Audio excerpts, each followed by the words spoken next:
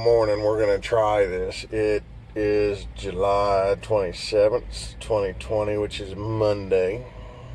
My butt should probably be around the house because everything going on, but don't look like that's happening here in the next day or so.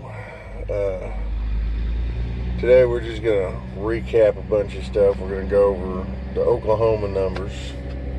Sorry for the noise in the background. I am at a job site, and unfortunately I may be sitting here waiting for them to get to me because they've got better stuff to do, and that includes all the extra little quirks and noises. So let's get down to it. Total cases in Oklahoma, 31,285. You know how I feel about that by now. If not, you haven't seen any of the previous videos.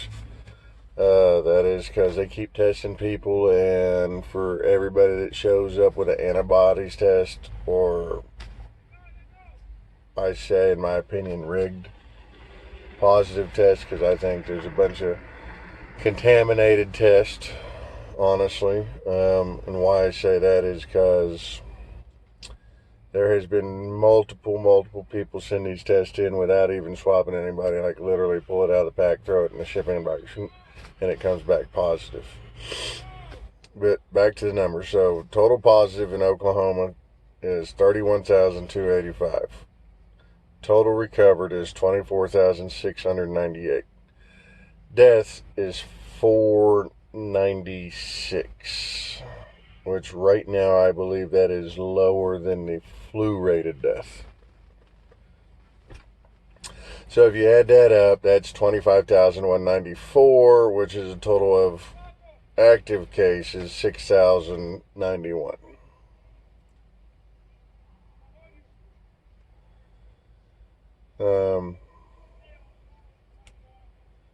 Somebody's yelling over there. They got to build some stuff, and then they said they'd get to me, and I'm like, okay.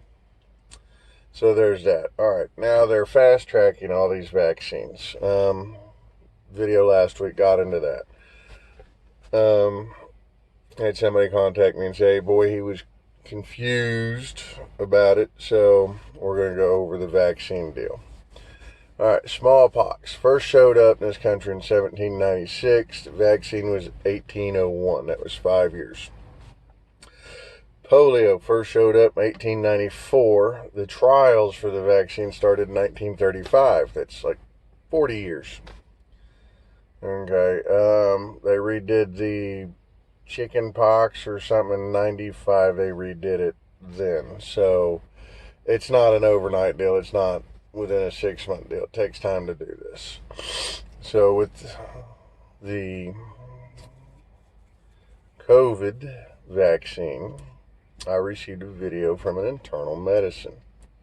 It was sent to me through a chain, but a doctor that is in internal medicine, and they said, first of all, this will be the first fully synthetic vaccine.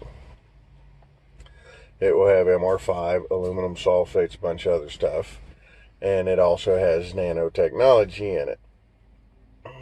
Now, this is very concerning because her question is what's actually considered human at this point in time. Okay, so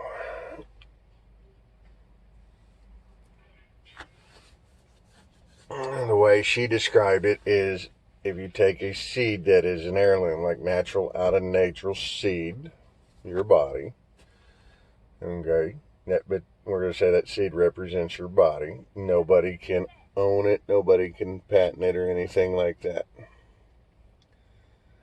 So that's all fine and dandy. Once you modify it, then you can file a patent on it, which gives you ownership on it. Okay, so we're going to stop this and go do our thing. Okay, I had to move around about, so again, I'm going to apologize if you hear any noise in the background because they are actively working while I try to do this. So the vaccine's been fast-tracked. There's been no animal trials on it. It's all straight to, yeah, okay, so nobody knows what any kind of side effects or anything's going to do. They're just going to say, hey, we got a vaccine for it, because all a vaccine has to do is build an antibody in your system. Your body will naturally do that. Okay. The death rate of this thing has been,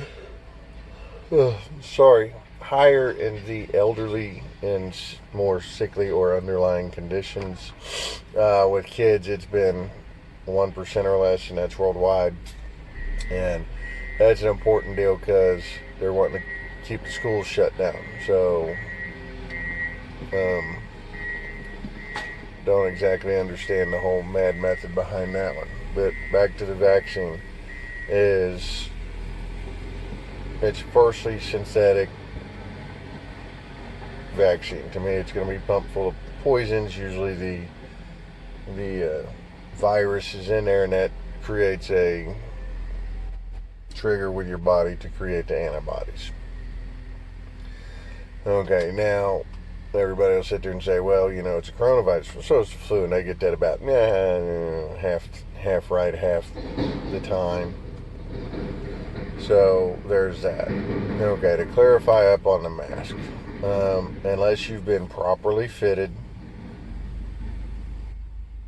been through the training on an N95, for the wearer, good guesstimate, according to OSHA, Occupational Health Safety.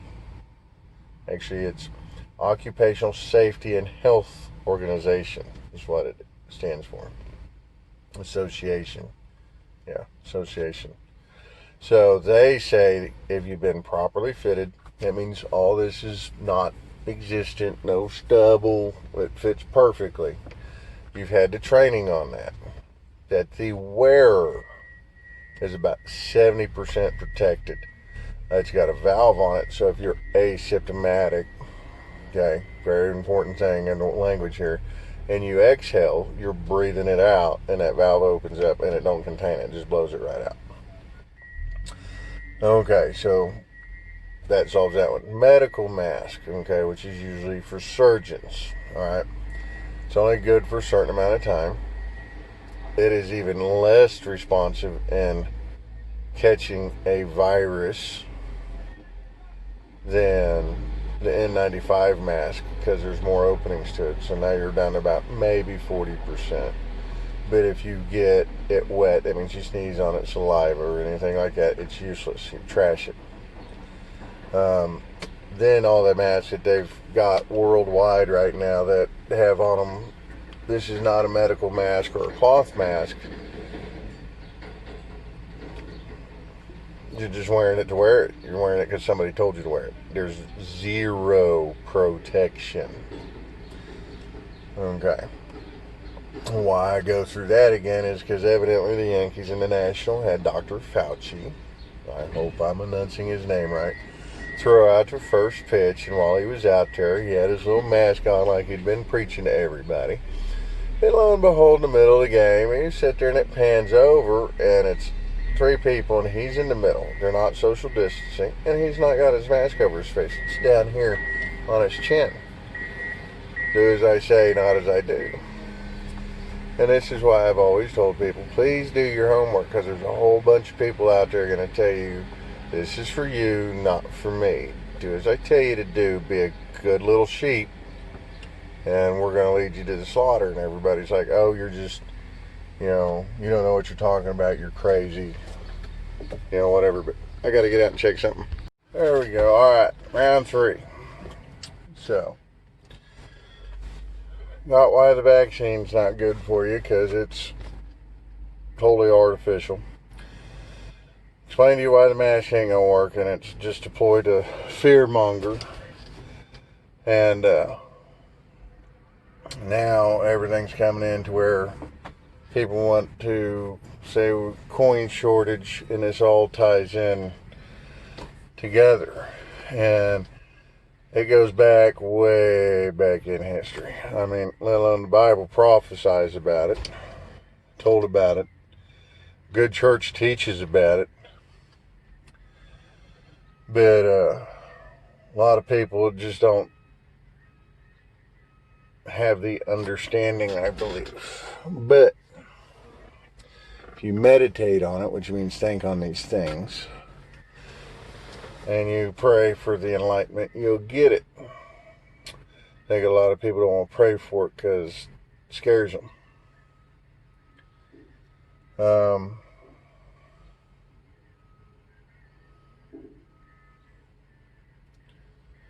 Done the numbers, done the vaccine, recapped the mask, talked about Dr. Fauci and what he was doing.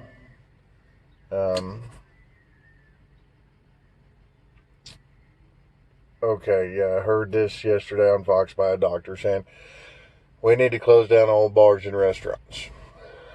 That would hurt a lot of people. Because since we got a lot of tourists over here at one point in time, somebody said we need to be a service-based industry, over here in this country. And that's what it's turned into. And if you kill all the bars and restaurants, the unemployment will skyrocket back up. So no, we don't need that. I think we need to get this over. World cases right now is at 5 million. We're still, I think I looked this morning when I looked the numbers up, it's actually 4.5 million or something. That's still 55 million less cases than H1N1, and they didn't shut the country down for that. And that killed kids left and right. That was actually the death rate on that one with children was worse than this one. But you're not going to hear that. Kind of like the big stimulus package going through the Senate right now, and Trump says, well, he'll veto it due to, stuff going on there. I don't know how to actually go, but sorry. So let's go through this. All right. Democrats want to continue the $600 for everybody that's already getting 75% of their pay through the state unemployment. So let's pay these people more than they made at their regular job. Okay.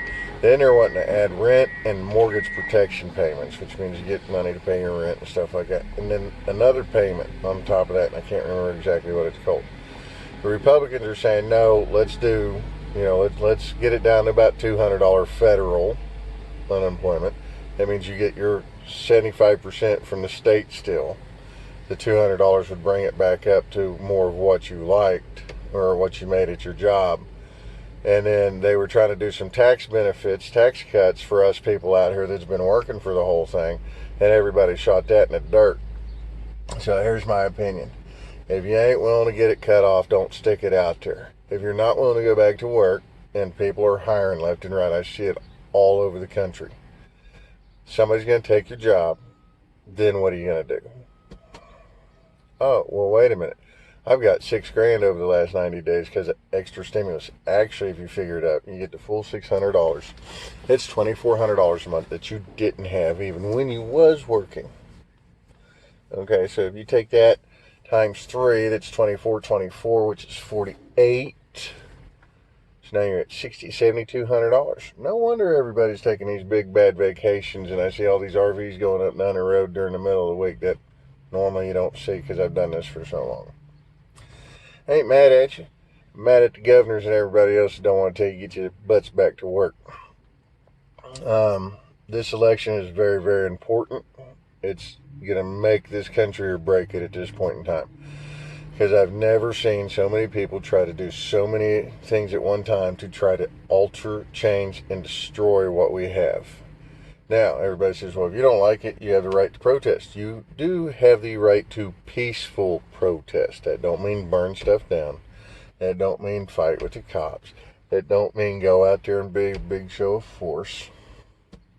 It means you go out there with your signs, you go out there with your deals, and you don't leave a mess. You clean up after yourselves. The stuff that they say is going on in Portland, okay, plus when you're protesting, you don't show up at 7 o'clock at night. You show up at 7 o'clock in the morning, and you stay till 7, 8 o'clock at night. Okay. People's even admitted now that, oh, well, we've got all these rough groups infiltrating our protest. Kick them out. You've got the ability to do it.